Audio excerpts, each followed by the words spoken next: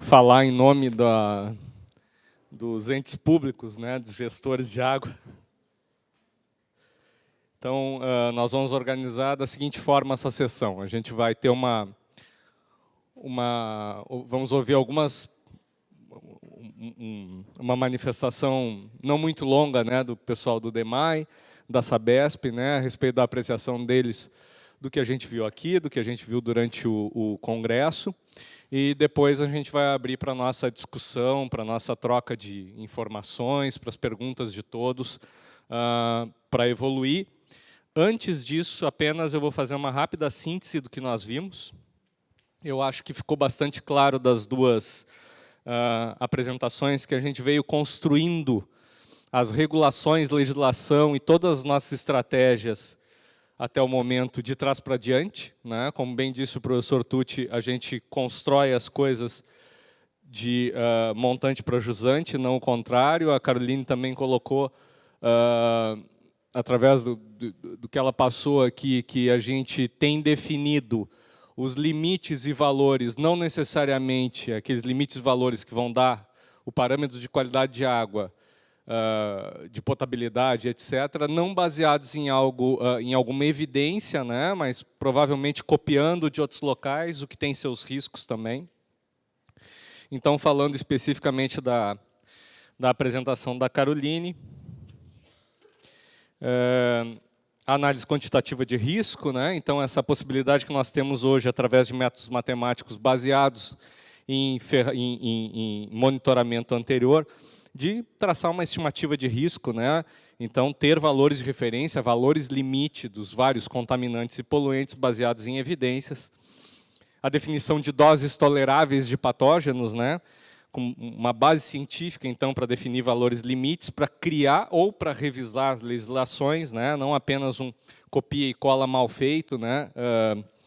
Baseado, quem sabe, em algum estudo antigo feito fora do país, o que não necessariamente se aplica para o nosso caso. Todas as etapas e a dificuldade de caracterizar esse risco, né?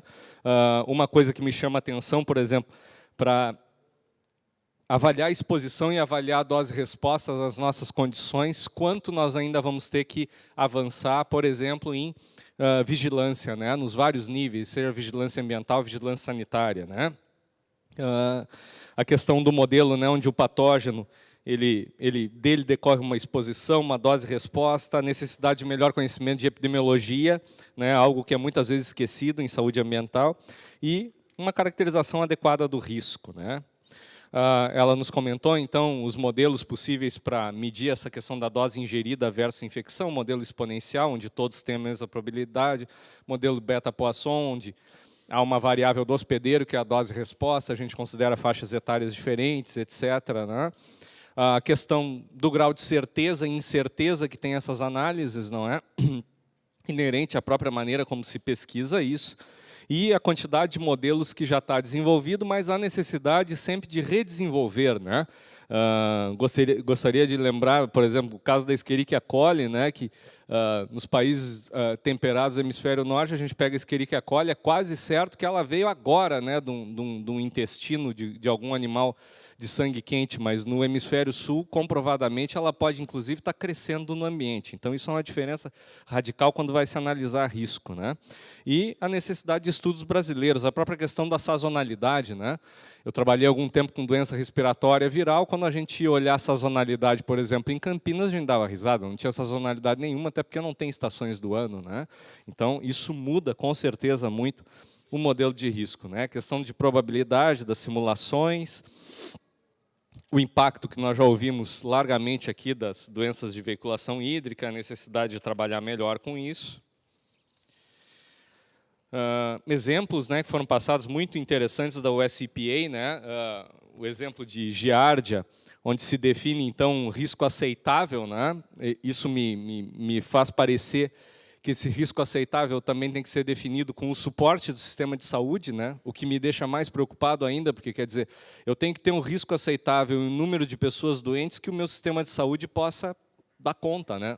O que eu imagino que no nosso caso aqui vai nos deixar de cabelo em pé, né? Porque qual é o número de pessoas que o nosso sistema de saúde é capaz de dar conta?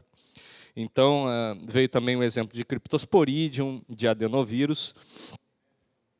E, por fim, a questão, né, da linha de raciocínio, onde eu tenho um problema, eu posso ter uma exposição, os efeitos, um grau de risco aceitável, eu preciso gerir esse risco. E aí é o grande desafio, né? Ela, ao final, reforçou a questão das regionalidades, as possíveis diferenças na exposição, a questão da necessidade de bons métodos para poder determinar, não é, a quantidade que está presente no ambiente, a questão que a gente sempre bate muito, a questão do custo-benefício. Eu posso ter o melhor método do mundo, né, aplicável para qualquer situação, mas ele ser tão caro que ele seja não aplicável, né, na prática. E a questão de epidemiologia que tem que ser reforçada. E aí vem o gerenciamento do risco propriamente dito, o que fazer. Eu já sei o risco, mas o que eu faço com esse risco? Isso eu acho que é o tipo de desafio para nós. Como eu posso lidar com as consequências, né, da contaminação do ambiente, etc. E essa questão dos valores sociais, né, do valor que vai se dar para os possíveis prejuízos na sociedade, para a vida e tudo isso, que é um universo que se coloca bem nessa questão do risco. Depois nós passamos com o professor Tucci para o gerenciamento de recursos hídricos, o saneamento ambiental. Ele colocou bem o início, o problema brasileiro da gestão. Se referiu muito bem à questão da psicose da corrupção, né? A gente tem tanto medo da corrupção que a gente já não consegue mais trabalhar. Quem é pesquisador no Brasil sabe bem como é isso, né? Então a gente tem que fazer 3 orçamentos de tudo, etc. E quando a gente vê, parece que a gente é ladrão e o resto do pessoal está nadando de braçada, né? E questão da burocracia, né? Nós temos um sistema hoje extremamente burocrático que com certeza emperra grande parte das necessidades e do atendimento das demandas do país. Os problemas, né, modernos hoje na realidade brasileira, o problema do aumento da magnitude das vazões, aumento da frequência de inundações. Eu sempre lembro um mapa que tem lá do pessoal do Instituto de Inundações da Holanda, lá do grupo do Michel Werner, que ele mostra que o mapa de inundações no mundo, quando a gente vai ver o mapa das grandes metrópoles, é o mesmo mapa, né? Então, quer dizer, a urbanização com seus problemas de drenagem, que não estão resolvidos no país. A gente, como bem disse o professor, não temos nem serviços de drenagem especializados. O problema da erosão, dos sedimentos, resíduos sólidos, uma baixa considerável ao longo dos anos na qualidade da água, a contaminação dos mananciais, falta de saneamento crônica que nós vivemos, e como a gente bem viu nesses 2 dias, a relação disso com doenças de veiculação hídrica, esse dado terrível, né, de que a gente coleta lá em torno dos 54%, trata alguma coisa próxima de 20%, e o tratado mesmo é menos de 10%, e com uma eficácia muito baixa, né? Isso é bastante discutido, nós sempre colocamos isso, né? Os sistemas de tratamento de esgoto brasileiros são muito, muito limitados. Eu gostaria de lembrar vocês que aqui no estado mesmo a gente tem uma legislação que premia quem produz mais esgoto, de tal modo que o cara fica com um limite sempre dentro do aceitável, né? Então, desde que ele reduza 4 log, está tudo bem. Só que é 4 log, assim, 10 na 9 para 10 na 5 é 4 log. Então, tá tudo bem, pode largar isso no rio, não tem problema nenhum, porque reduziu, né? Eu vou tentar isso no banco, né? Eu não tenho dinheiro para pagar tudo, mas eu pago 100 pila aí, tem como? Quer dizer, reduziu, está ótimo, né? Questão do monopólio, que é um problema, né? Quem que presta o serviço é o mesmo ente que licencia, e quando a gente vai pensar nas comissões que muitas vezes montam regulações, legislações, é mais ou menos parecido com isso, né? Quer dizer, há um acordo e não exatamente o melhor dado técnico sempre. 86% da nossa população hoje urbana, ocupando 0,25% do território, não há como não ter conflito pelo território, né? Teremos mais 3 bilhões de pessoas no mundo até 2050, passaremos dos atuais 50% de indivíduos vivendo no ambiente urbano para 70%. Aumento de áreas impermeáveis, né, muitas vezes por canalização, a falta de tratamento de efluentes, a falta da definição de metas dos investimentos em saneamento baseadas nos resultados, não é? Que fecha também com o que a Caroline falou, a gente não baseia no que a gente quer. Os próprios planos de bacia, muitas vezes, eles são feitos assim também. eles baseiam naquilo que é possível conseguir e não no que vai dar um esforço para alcançar. Quer dizer, não se pensa em melhorar o rio, normalmente se pensa em deixar como está, né, o que é bastante perigoso ao longo do tempo. A gestão é muito fragmentada, o serviço não é integrado. Eu ouvi de um gestor esses tempos que é muita gente assinando o mesmo cheque, né, e isso é muito complicado. Quem é casado sabe, né, a mulher toma conta da conta, imagina se fossem 3, 4, 20 pessoas tomando conta, não ia dar certo, né? Só uma pessoa já dá muito galho.